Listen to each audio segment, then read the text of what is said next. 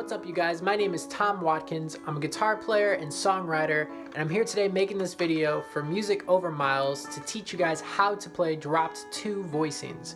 Now, there's a lot to unpack on this specific topic, so this is part 1 of a series I plan on releasing. By the end of the series, you guys should be able to improvise a melody over some chord changes, similar to what you see me doing here.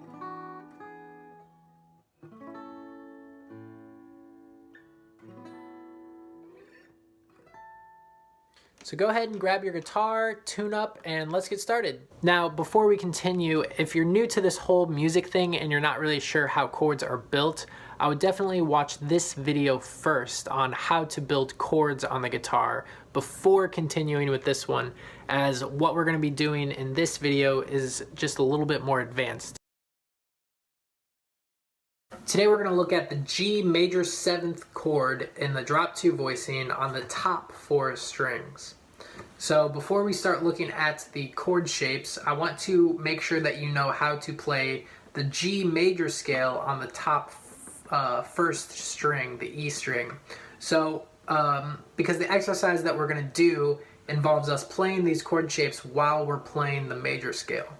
So let's make sure that we know how to do that first. So it's G, A, B, C, D, E, F sharp, G. It's important to note that a G major 7 chord has a G in it, a B in it, a D, and an F sharp. So all of these voicings that we're going to learn contain those 4 notes. The first voicing that I want to show you has the G on the top string and the F sharp is in the bass. The reason why these are called drop 2 voicings is because the second note, the second highest note, is dropped an octave. So this is, if G is the highest note in this voicing, F sharp would be the second highest note, and that voice is dropped an octave to here. So here's the shape: F sharp, B, D, G. From there, we go to G being in the bass and B being in the in the melody in the top line. So this would be roots position. So it'd be G, D, F sharp, B. Next is probably my favorite voicing. This is with D in the melody on the top, and with B in the bass. So this would be first inversion. So we've got B, F sharp, G, and D. And the next one is probably my second favorite voicing. So this one is with F sharp on top, and D is in the bass. Right, so we've got D, G, B, and F sharp. So once you have these shapes underneath your fingers and they're feeling a bit more comfortable to play, and you can kind of plot them out on your fretboard, the way that I want you to practice this is to fill in the missing notes of the major scale to kind of connect a whole melody with this, because the goal is to be able to play a chord melody while you're playing chords underneath a melody line on the top string. So that would sound something like this.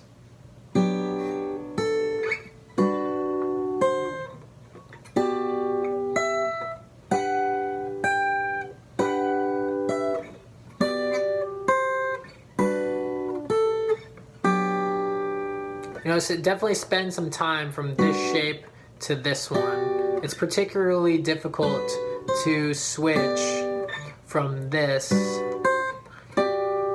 you know, going from the 3rd, 4th, fifth note of the major scale and switching to this voice because your fingers are obviously all spread out here. So spend some time on this, really soak it in, and take a good amount of time before moving on to the next video in the series. Today I showed you how to play dropped 2 voicings on the top 4 strings. We did it with a G major 7 chord, but I highly encourage you to do it through all 12 keys.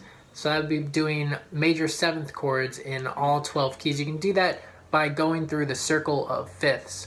And it's one thing to watch a YouTube video and see where I'm putting my fingers to make a particular sound or shape, but it's a completely different skill to be able to analyze what a chord is and understand how it's going to resolve or what chord you could possibly play next. And for more information about that, I would go to tomwatkins.rocks or email me at tmmusiconline20@gmail.com. Thank you guys so much for watching. My name is Tom Watkins. This is Music Over Miles, and I will see you in the next video.